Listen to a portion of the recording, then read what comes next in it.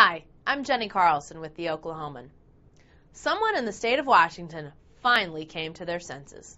Maybe others will follow suit, seeing as how it was the governor who had the epiphany. Seems as though the governor met late last week with Clay Bennett, frontman for the Sonics ownership group. She came away from the meeting with a revelation. The Sonics aren't for sale. At some point, she said, we have to accept that. About darn time someone in the Pacific Northwest did.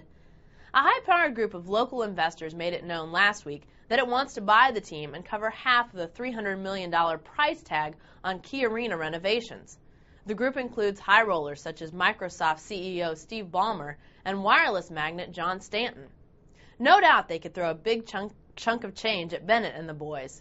There's been a prevailing thought in Seattle that this group could buy the Sonics, thereby keeping the franchise in town and opening the door for the current owners to buy another team. The Grizzlies, perhaps. Maybe even the Hornets. Here's the thing.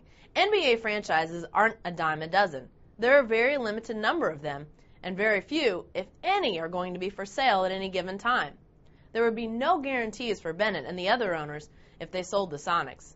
They might be able to buy another franchise. Then again, they might not. The other issue is that even in the short time they've owned the franchise, the Sonics have improved their outlook. Sure, they aren't winning much right now, but they have two great rookies in Kevin Durant and Jeff Green. They also have worked deals that will bring all sorts of first-round draft picks over the next few years. The future of the franchise looks brighter than ever. Why would Bennett and the boys sell? Seems silly from where I'm sitting, and maybe the good folks in Washington are starting to realize as much too. They might finally have a viable ownership group for an NBA team. Chances are, though, that team won't be the one owned by Bennett and Company.